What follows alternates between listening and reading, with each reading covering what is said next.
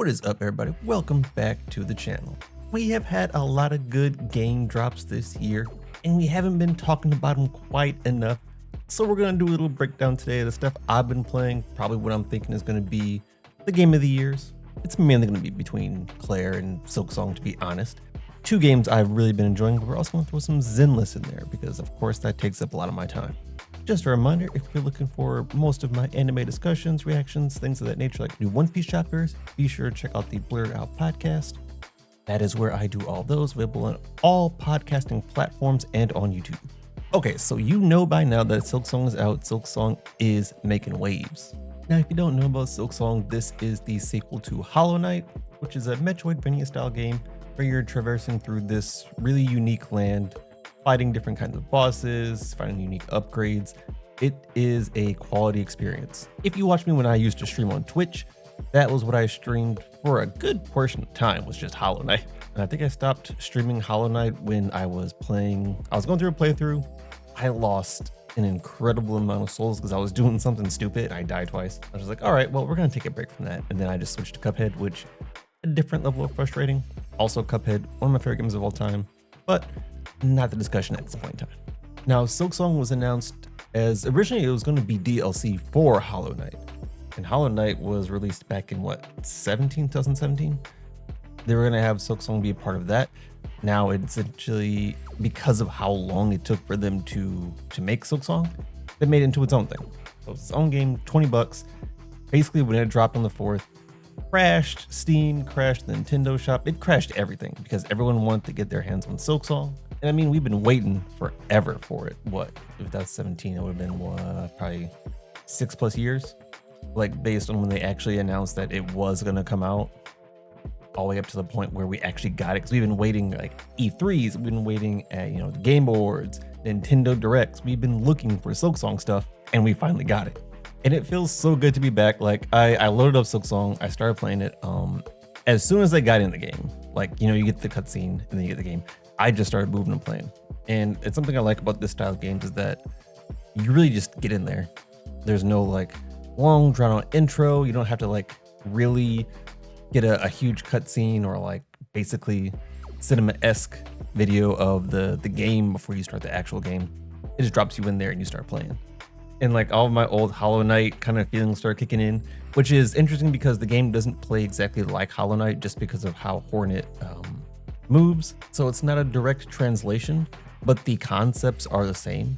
And so like I'm out here trying to do double jumps, I'm trying to dash, but it's too early because I don't have all the upgrades, like all this stuff's not working, but I still have that like reflexive feeling to do those things when I get to certain levels.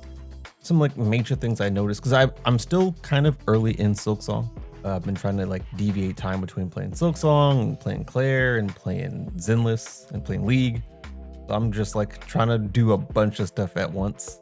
And so I can only do so many hours in each thing. I think I'm going to sit down and just play some Silksong, just really relax and get some hours in on that. So I'm not too far. I don't have like too many upgrades yet. I have the dash, I have the nail thrust. So that's about it at this point. But one of the things you immediately notice is that the downward dash is like a 45-degree diagonal. So instead of just going straight down, you go at an angle, which means you have to recalculate how you do any kind of jump dash mechanics. Now in Hollow Knight, there was a lot of places where you would downward thrust and it would swipe him back up. So you swing down, bounces you back up. With this mechanic, it's a 45 degrees, so you have to position yourself in the air properly to do that kind of thrust. So if you're trying to like, if there's something that you need to basically parry to get to the next side, you have to angle that perfectly or else you're just gonna rush way to the bottom. I think that's a really cool mechanic. I didn't notice it at first because I was kind of I thought I was just DIing the wrong way. I was like, oh, that's actually how you downward thrust. Okay, cool. Gotta get used to that. There are a lot more enemies that do like large amounts of health as far as damage goes. So like getting hit is more detrimental because in Hollow Knight you can get hit like 5 times and then you die. Here it's closer to 3. You get hit 3 times, it is over. And that's, of course, early you're gonna get more souls and more life bars, so that changes. But early on, it's really easy to die. I think so far it's only happened to me once where I died twice before getting my soul back. And then the bind charge fills up your health bar immediately. And Now there are some concepts that I haven't fully fleshed out. Like I don't know if the charge does like all your life, or if it's 3, if it's 4. I haven't tested that out yet. And I thought about it and I was like, I could just look it up. But I kind of like the idea that I don't know.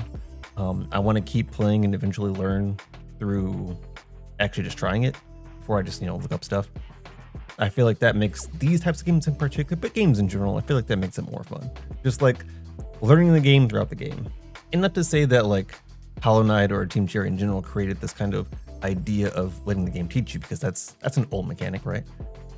But I like how they execute it. Like I forget the name of the lava stage, but there's a stage with a bunch of lava on the ground, and I was trying to figure out how to get across, because it's like, okay, I can't land in the lava. That'll kill me. Similar to Spikes will. And I can't dash and jump. Do I have to do a diagonal thrust on an enemy? How do I get over there? And then I saw an enemy coming at me, and the enemy was jumping through the lava. And so I was like, wait a minute, the enemy's not dying. So I killed the enemy that came over, and then I jumped on the lava, just did it how the enemy did. I was like, oh, okay. So like, as long as I just sit on it just short enough, I don't get hurt by it. And I was like, that's so cool. Like I love things like that, where it's just like, I watched it happen and now I know how to do it. Like the game didn't necessarily tell me how to do it. I just happened to see how that progressed. And I was like, okay, I can do that. It's like, I love stuff like that. I'm a sucker for stuff like that. So I'm enjoying myself thoroughly in Silksong. I mean, I knew I would. I loved Hollow Knight. I knew this game was going to be fantastic as well. So far, it's been absolutely fantastic. I can't wait to put a bunch more hours into it. And I keep seeing people on like Twitter saying that it's too complicated, or it's like, why are people so invested in complicated games? And it's like, you don't have to play these games. It's one thing to be like, that game's not for me. I'm not going to play it, which is fine. If you don't like these kind of games, you're not, there shouldn't be any judgment for you not liking them. It's when you start judging other people for liking them that becomes an issue. Because it's like, I like the challenge. I like the difficulty. It's one of the reasons I love Cuphead, because there's something about the simplistic difficulty of these kinds of games that I really enjoy. So when people are like, man, this game's too hard, and it's like, yeah, that's kind of the point. And you don't have to play the game.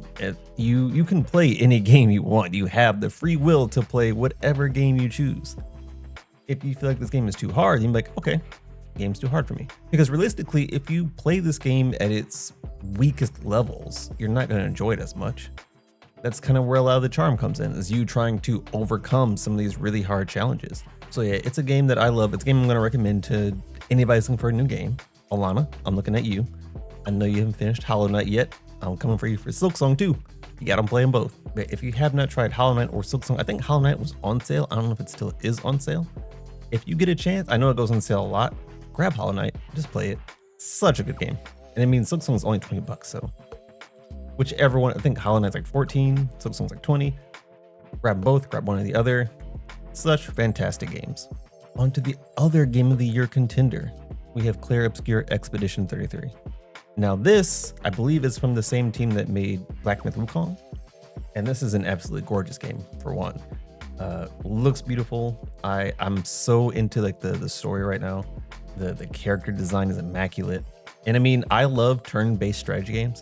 So the fact that this is turn-based, that's what initially caught me. Because I saw people like talking about it when it first dropped. I was like, okay, cool. It looks really cool. I don't know if I'd play it. And then I saw the combat. And it was turn-based. And I was like, okay. Now you've piqued my attention. And I think when it dropped early, a lot of people were saying, well, it's turn-based, but it's parry turn-based. Like you have to know how to parry and stuff like that. And that kind of pushed me off for a little bit, because when I play a lot of games I play, if there's combat involved, I like just straight up combat. As far as like dodging mechanics, as far as parry, shield mechanics, I don't use those just because, I don't know, I find them boring. When I play Smash Bros, I kind of I put my own handicap where I don't shield or dodge, or at least I do it as little as possible. I try to find different ways to overcome that challenge. That's just something that makes it more fun for me. So when I heard that there was like a heavy parry mechanic in 33, I was like, maybe I won't get it.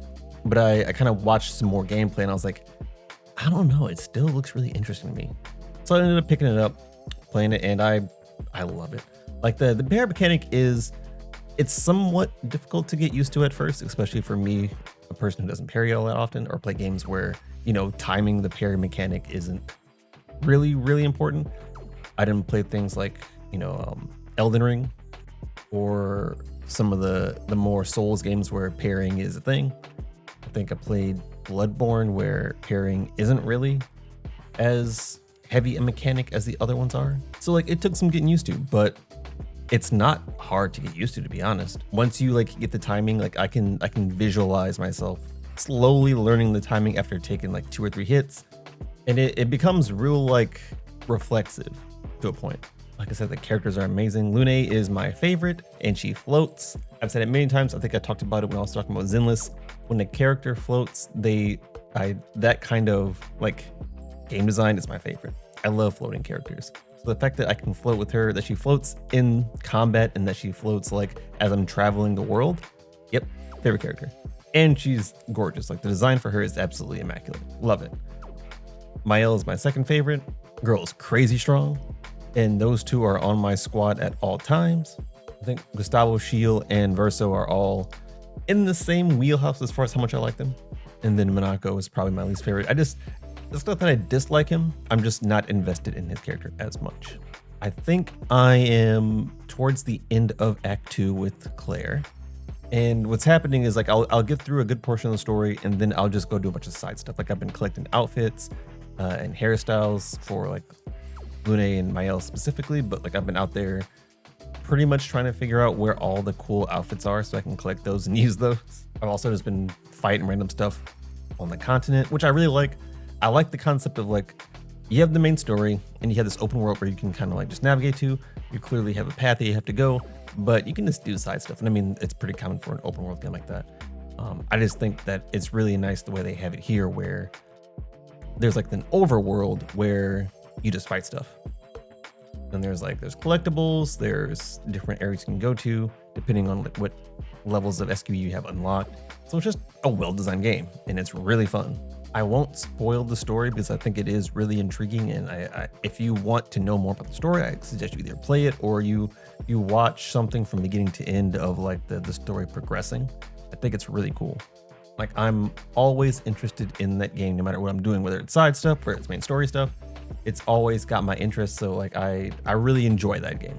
I would say it's been a little while since I've been invested in a game like Player 33 with the depth that I'm involved in it. And then last but not least, Zenless has their 2.2 patch out. With 2.2, we got Seed and Orpheus of the Obol squad coming to the game. Now, I see a lot of people talking about Seed, how they kind of wanted the mech aspect to be a more prominent feature of her character. And they're basically saying Zenless is not beating allegations by teasing a big mech, but making it mostly the waifu. And I mean, I'll be honest, I like the Seed gameplay. I think it's actually pretty fun. However, I don't like her design, so I will not be pulling for her. On the other hand, I liked Orpheus as soon as they teased her. So I was like, yep, I'm pulling for Orpheus when she comes out. And we got some chances to play her through the storyline that Seed has, where basically you get trials. And she feels like a support. I think she's going to play heavily into the support role, which, I mean, I rather have her as like a main DPS, but I'm still going to pull for her. And it's not like that I dislike her kit. I wish she would do more. I think she does more by coming out, unleashing some stuff, and then letting somebody else take over. She's a lot like Trigger in the way where her support comes in as you're fighting with someone else. And then as normal, when they release a new agent, they have the entire program, the TV program. So it's like Seed's TV story. She has her own arc. And then you have like the 6 side missions.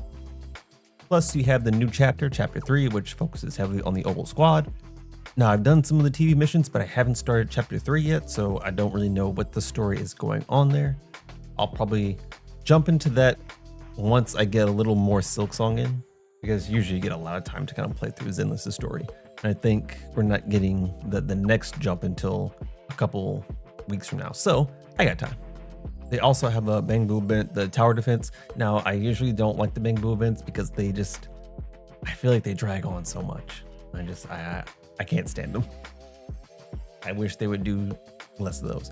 Except tower defense, I love tower defense, so this one is fine. This one I will let pass. I think my plan for Zenless is going to be focusing more on getting copies of the S ranks I have, because for the longest I've just been pulling new S ranks, and I've got like 28 agents total.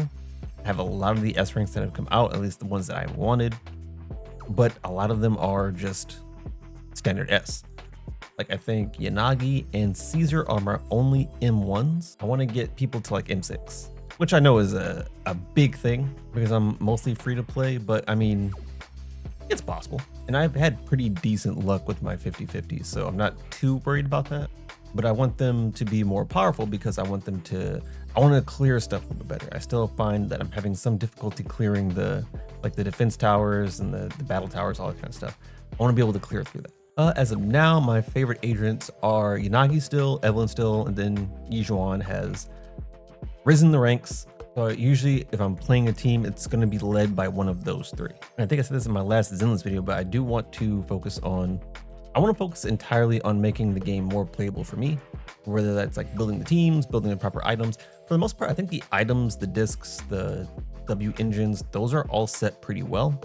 They could probably be a little better, so I might go through those and, redo them if I can see like an opening for improvement.